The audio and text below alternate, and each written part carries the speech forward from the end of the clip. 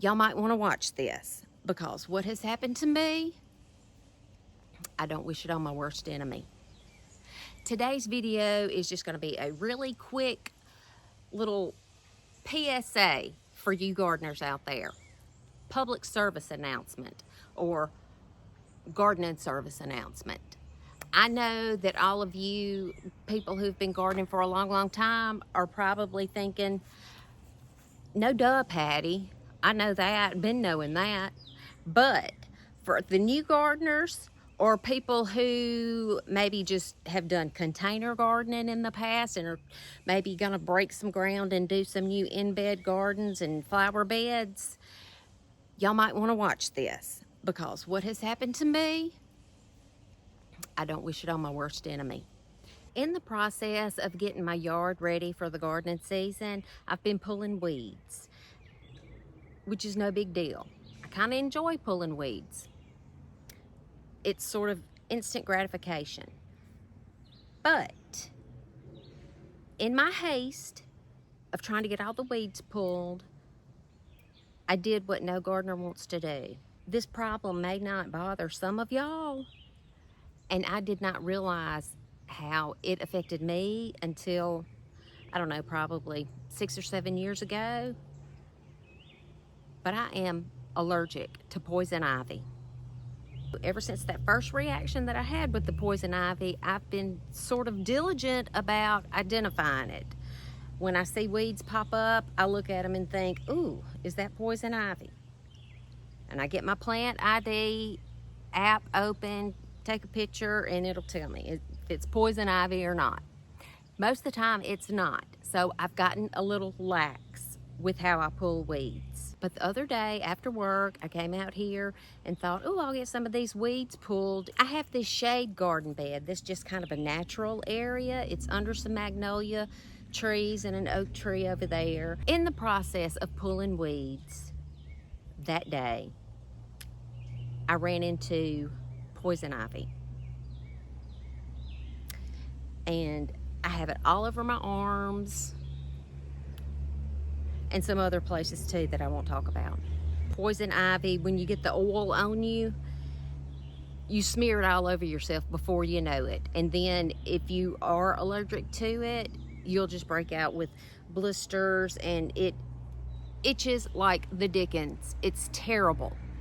So today I'm going to show y'all some poison ivy so you'll be able to identify it, or you can just Google search it. But just keep in your mind that poison ivy is out there, and it don't care who you are.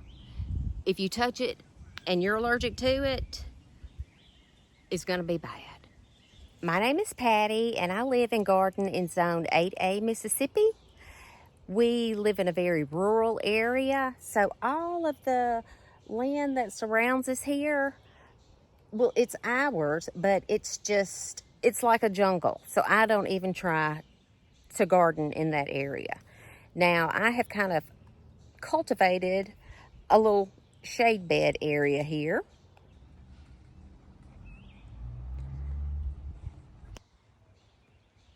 This is what I call my shade bed. And along the back border, a couple of years ago, I made this little homemade fence to kind of keep it out of the wild, to kind of keep the jungle out of what I want to grow here. Anyway, it's falling apart, so I'm going to have to do something better right there. But anyway, all along this little fence area that I constructed, I have things growing. I have some azaleas. I just planted that nandina. I have some ferns, another nandina. Anyway, I have some things growing along in here, and I was pulling weeds. There are all kinds of weeds and vines and stuff that come up in this area that I try to pull. For instance, this right here. I really don't know what that is, but I can touch it, pull it, no problem. This right here. When I first saw this coming up a couple of years ago, I thought, oh my gosh, is that poison ivy? I used my plant ID app to identify it. It's not. It's box elder. So I don't have trouble with that.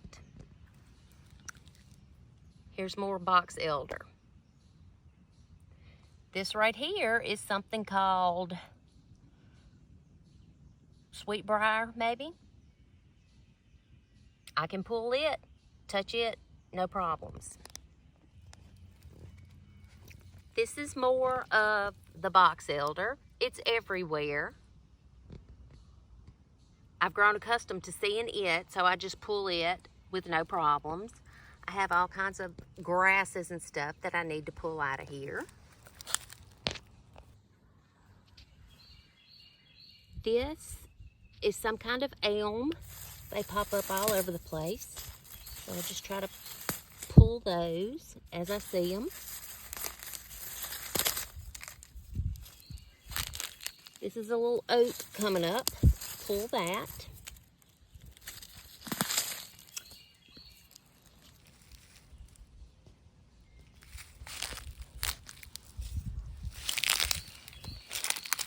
You step over here.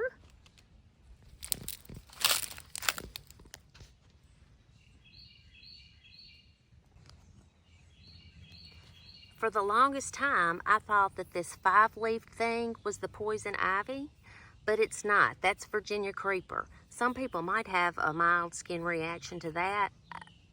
I really don't, so I can grab it and pull it. This right here, I had to do a second look with that and ask my plant app what that was, and it says it's some kind of a grape, something or another. But I'm gonna leave it because I don't want to take any chances. I'm gonna let Danny pull that. Poison ivy does not bother Danny, thank goodness, because anytime I see it now, I'm just going to go get him and say, you got to pull this. I'm not going to mess with it. For those of you who love wisteria, be careful what kind you get, because this is the bad kind of wisteria. It's invasive, and you see it's trying to grow up in that boxwood right there. It takes over. It spreads through underground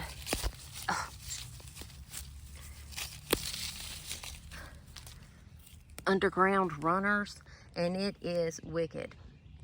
But it does not cause allergic reactions, so I can just pull it and get it out of the way. See, I can pull these, no problem. It's just the poison ivy that gives me trouble. All back here, really not thinking about it, got kind of careless with what I was doing, and I came across, see if I can ease up on it. Oh, here it is. That is the poison ivy. And it's a vine, and it will take what it wants. And if it touches my skin, that's it. I'm over.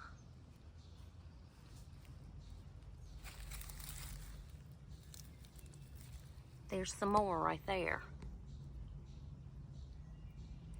This right here, not poison ivy. That right there is poison ivy. I don't want to get too close. If you do happen to come in contact with poison ivy, the best thing to do is drop everything, go inside, and wash it off.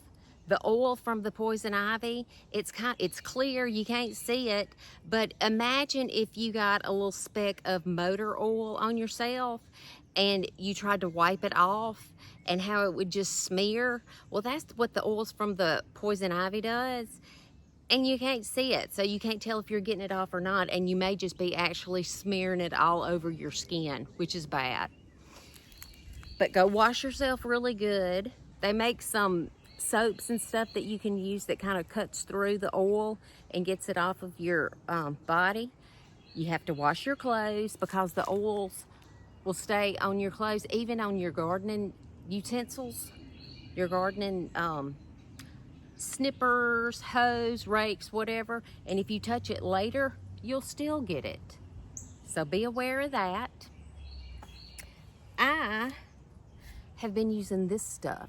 It's called Ivy Dry, and the ingredients are benzyl alcohol, camphor, and menthol. It doesn't get rid of it, but it does keep the itching down.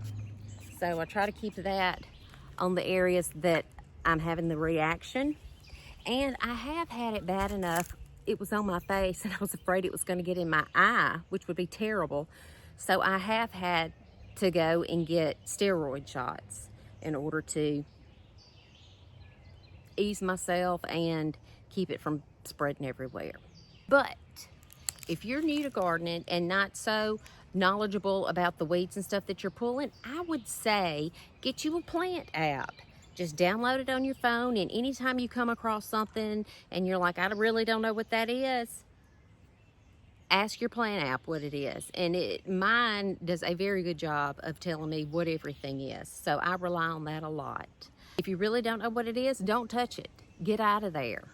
A lot of people won't even go out into their yards unless they are covered head to toe, you know, with clothing and stuff and boots and socks. And I can't do that though, because I just get too hot, and it's Mississippi and it's hot and humid.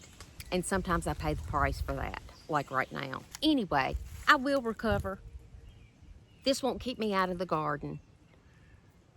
I'll keep a better lookout next time, hopefully. And if you're new to gardening, don't let it get you down. Just know the next time you run across the poison ivy, ooh, I don't want to touch that because I'm going to pay the consequences. Anyway, that's all I have for today's video. Poison ivy, it's the pits, but it's not the end of the world. But you might think it is. Luckily, we're fixing to get some rain here. It's been very dry in Mississippi this spring, and so this rain is very welcomed. But Danny's gonna try to get the grass cut before it rains, so I'm gonna sign off here.